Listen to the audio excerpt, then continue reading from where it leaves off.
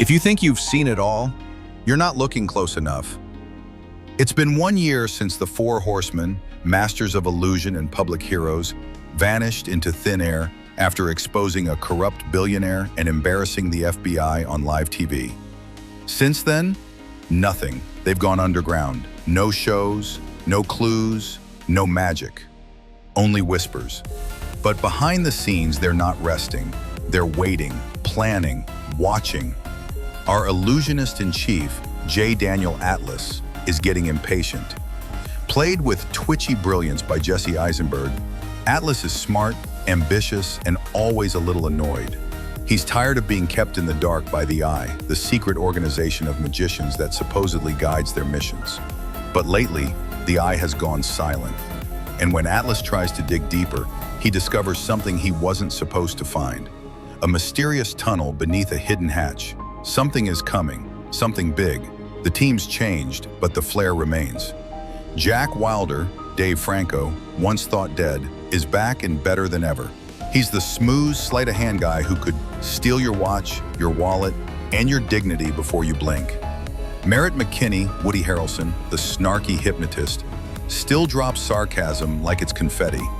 He's a walking lie detector with a taste for chaos. But there's a new addition, Lula May, Lizzie Kaplan, an unpredictable illusionist who's as quirky as she is dangerous. Her opening trick? Faking her own beheading with a smile on her face. She's wild, unfiltered, and immediately fits right in. Their new mission comes straight from the Eye, or so they think. The Horsemen are instructed to hijack a product launch for a shady tech CEO named Okta. The goal? Expose him for selling users' private data. It's supposed to be a clean comeback, an epic reveal. But the second they step on stage, everything unravels. The crowd turns hostile, the screens go haywire, their faces are exposed, their secrets broadcast live. It's a setup. In a flash of lights, the Four Horsemen vanish, literally. When they come to, they're in Macau, China, disoriented and surrounded by strangers. What just happened? Was it magic? A drug? A trick? Here's where the game gets dangerous. The Horsemen are captured and brought before Walter Mabry, a tech prodigy, billionaire, and sociopath, played by an eerily calm Daniel Radcliffe. This isn't your Harry Potter. This Mabry drinks wine, burns magic props, and delivers threats like bedtime stories. Walter faked his death years ago and has been working underground, collecting power and enemies. He's angry, vengeful, and worst of all, he knows everything about the Horsemen. He wants them to steal a device called the Stick, a data chip that can hack into any system on Earth. With it, he plans to control global information, manipulate markets, and destroy the Eye. If they refuse, let's just say, disappearing permanently becomes a very real threat. Meanwhile, back in the US, we catch up with Dylan Rhodes, Mark Ruffalo, FBI agent and the Horsemen's secret handler. Dylan's juggling two lives, feeding intel to the Horsemen while pretending to hunt them down. But things spiral fast. Dylan's cover is blown, and worse, Thaddeus Bradley, Morgan Freeman, the magic debunker he framed in the first movie, is now out of prison and out for blood. Bradley drops a bomb. He knows Dylan's real identity, and he knows about his father, Lionel Shrike, the magician who died in a failed escape trick years ago. Thaddeus claims he was there. He warned Shrike, but no one listened. Now Dylan's being hunted by the FBI and haunted by his past. Back in Macau, the Horsemen realize stealing the Stick is near impossible. The lab is locked down tighter than Fort Knox, but they've got one edge: illusion. In one of the film's most thrilling sequences, the team infiltrates the facility and steals the chip during a security check. The chip is hidden in a playing card, and what follows is a breathtaking game of hot potato.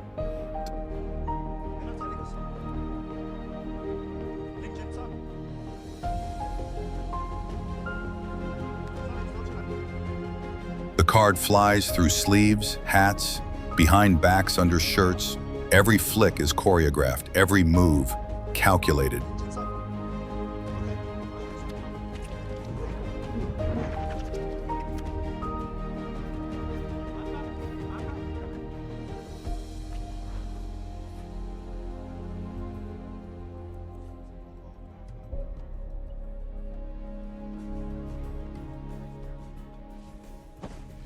It's a literal dance of deception under the eyes of armed guards. Hey, walk on my own. Whoa! 我哋搞事！喂，快啲企起身！喂，企起身，小姐，舉手，舉起手，舉起手。 Hey, do that myself. We just met, man. Handsy, handsy, handsy.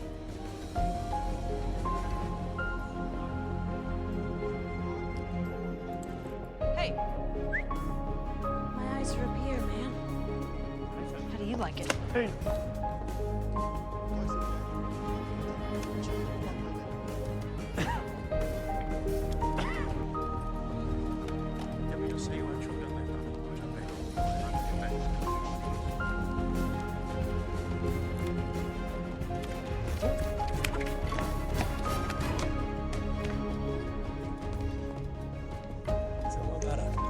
Big. Okay, you guys are pretty serious about your security, huh?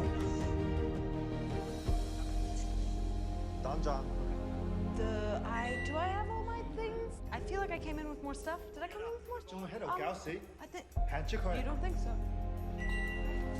OK，下一個。 Sir, I think you still have my wallet.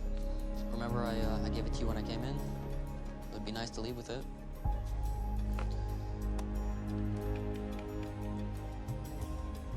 Wallet coming through。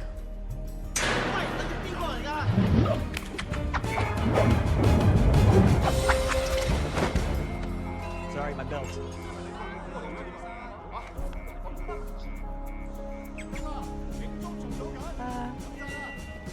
That's everything, right? They pull it off, barely, but the escape isn't smooth. Mabry's men are waiting, and if things weren't wild enough, Merritt's evil twin Chase enters the scene. Yes, Woody Harrelson plays both roles. Yes, Chase is a deranged, long-haired, overconfident nightmare. He works for Mabry and he loves tormenting his brother. He hypnotizes Merritt, taunts him with childhood trauma, and tries to break the team apart. But the Horsemen stay strong, just long enough to regroup and plan their final act. The final act takes place over the River Thames in London, where Mabry is set to debut the stick to his investors during a glitzy New Year's Eve event aboard a luxury aircraft. But the Horsemen flip the script, they sneak aboard. Dylan reunites with the team, and together they orchestrate a masterstroke of deception. Using fake broadcasts, live illusions, and drone projections, they make it appear as if they're crashing the plane and dumping the stick into the ocean. The investors panic, the world watches, and just when Mabry thinks he's won, he realizes he's been tricked. There is no plane, there is no stick. It was all an illusion.